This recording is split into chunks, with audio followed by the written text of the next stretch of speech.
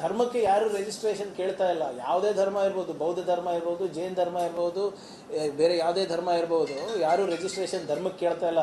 ನಿಮ್ಮ ಸಂಘಟನೆ ಕೇಳ್ತಾ ಇದ್ದೀವಿ, ಉಡಾಫೆ ಉತ್ತರ ಕೊಡೋದಲ್ಲ. ಇಮ್ಯುನಿಟಿ ಕೊಟ್ಟಿದ್ದಾರಾ ಇನ್ಕಮ್ ಟ್ಯಾಕ್ಸ್ ಅಪೆಲೇಟ್ ಟ್ರಿಬ್ಯುನಲ್ ಅವರು? IT ದವರು ಕೊಟ್ಟಿದ್ದಾರೇನ್ರಿ ಬ್ಲ್ಯಾಂಕೆಟ್ ಇಮ್ಯುನಿಟಿ ನಿಮಗೆ ಕಟ್ಟಬಾರ್ದು ಅಂತ? ಗೌರವಯುತವಾಗಿ ಸಂವಿಧಾನಕ್ಕೆ ಮತ್ತು ಕಾನೂನಿಗೆ ಗೌರವ ಕೊಟ್ಟು ಮಾಡಲಿ ಅಂತ ಅಷ್ಟೇ. ಆಚರಣೆಗೆ ಅಡ್ಡಿಪಡಿಸೋನಲ್ಲ. I do not care.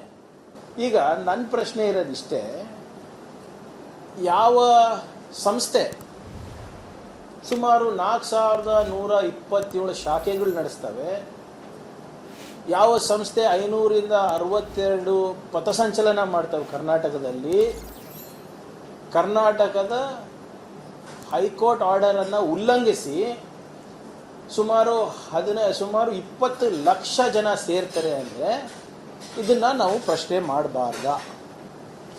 ಆಮೇಲೆ ನಾನೇನು ಇಂಡಿವಿಜುವಲ್ ಆಗಿ ಕೇಳ್ತಾ ಇಲ್ಲ ಅಲ್ಲ. I am asking this question as the home minister of Karnataka.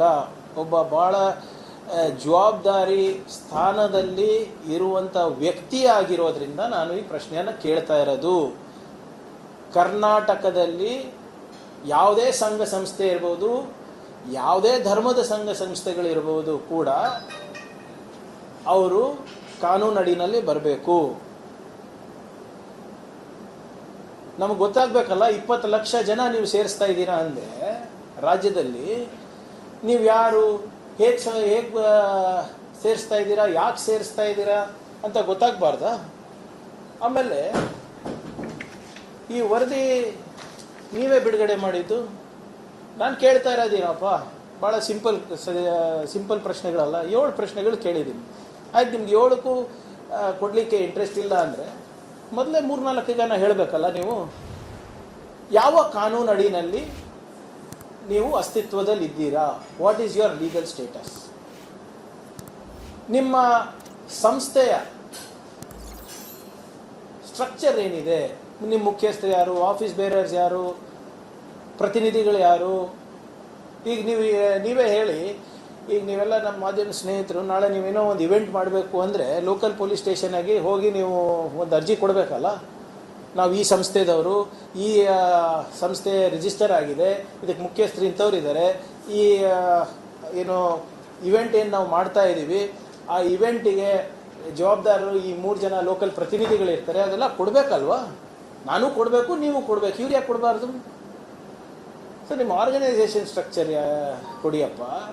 ನಿಮ್ಮ ಆಫೀಸ್ ಬೇರರ್ಸ್ ಯಾರಿದ್ದಾರೆ, ಆಥರೈಸ್ಡ್ ರೆಪ್ರೆಸೆಂಟೇಟಿವ್ಸ್ ಯಾರಿದ್ದಾರೆ, ಮತ್ತು ಇಷ್ಟು ದೊಡ್ಡ ಆಪರೇಷನ್ ನಡೆಸ್ತಿರಲ್ಲ, ಸುಮಾರು 20 ಲಕ್ಷ ಜನ ಸೇರಿಸ್ತಾ ಇರ್ತಿರಲ್ಲ ನೀವು, ಇದಕ್ಕೆ ದೇಣಿಗೆ ಹೇಗೆ ಬರ್ತಾ ಇದೆ, ಯಾರು ಕೊಡ್ತಾ ಇದ್ದಾರೆ ಕೇಳಬೇಕಲ್ವಾ? ನಮ್ಮ ದೇಶದಲ್ಲಿ ಒಬ್ಬ ಸಫಾಯಿ ಕರ್ಮಚಾರಿಗೂ ಕೂಡ ಏನಾದರೂ ಸರ್ಕಾರಿ ಸವಲತ್ತು ಬೇಕು ಅಥವಾ ಎಲ್ಲನ ಕಸ ಗುಡಿಸ್ಬೇಕು ಅಂದರೆ ರಿಜಿಸ್ಟ್ರೇಷನ್ ಕೇಳ್ತೀರಾ? ಆದರೆ ಇವರಿಗೇನಕ್ಕೆ ರಿಜಿಸ್ಟ್ರೇಷನ್ ಇಲ್ಲ? ಪ್ರತಿಯೊಂದು ಚರ್ಚ್ ಇರ್ಬೋದು, ಮಸೀದಿ ಇರ್ಬೋದು, ದೇವಸ್ಥಾನ ಇರ್ಬೋದು, ವ್ಯಕ್ತಿ ಇರ್ಬೋದು, ಕಾರ್ಮಿಕ ಇರ್ಬೋದು, ಸಣ್ಣಪುಟ್ಟ ಅಂಗಡಿ ಇರ್ಬೋದು, ಸಣ್ಣಪುಟ್ಟ ವ್ಯಾಪಾರಿಗಳಿರ್ಬೋದು, ಎಲ್ಲರೂ ರಿಜಿಸ್ಟ್ರೇಷನ್ ಮಾಡ್ಕೊಂಡು ಕಾನೂನು ಪಾಲನೆ ಮಾಡ್ತಾರೆ. ಇವ್ರು ಮಾಡೋದಿಲ್ಲ ಅಂತ ಏನಾದರೂ ಕೇಳಿದ್ರೆ ನೀವು ಧರ್ಮದ ಹೆಸರು ತರ್ತೀರಾ? ಧರ್ಮಕ್ಕೆ ಇದಕ್ಕೇನ್ರಿ ಸಂಬಂಧ? ಎಲ್ಲ ನಾನು ಹೇಳಿದ್ದೀನ ನೀವು ಧರ್ಮ ರಿಜಿಸ್ಟರ್ ಮಾಡ್ಕೊಳ್ಳಿ ಅಂತ. ಎಲ್ಲಿ ತೋರಿಸ್ಬಿಡಿ. ಇಲ್ಲೆಲ್ಲಿ ಈ ನನ್ನ ಪತ್ರದಲ್ಲಿ ಹಿಂದೂ ಅಂತ ಎಲ್ಲಾದರೂ ಒಂದು ಶಬ್ದ ಬಂದಿದೆಯಾ, ಪದ ಬಂದಿದೆಯಾ, ಧರ್ಮ ಅಂತ ಬಂದಿದೆಯಾ? ಒಂದು ತೋರಿಸ್ಬಿಡಿ ನನಗೆ. ಮೊನ್ನೆ ಮೋಹನ್ ಭಾಗವತ್ ಅವ್ರ ಸ್ಟೇಟ್ಮೆಂಟ್, ಅವ್ರೇನು ಹೇಳ್ತಾರೆ, ನಮಗೆ ಏನು ಅವಶ್ಯಕತೆ ಇಲ್ಲ ರಿಜಿಸ್ಟ್ರೇಷನ್.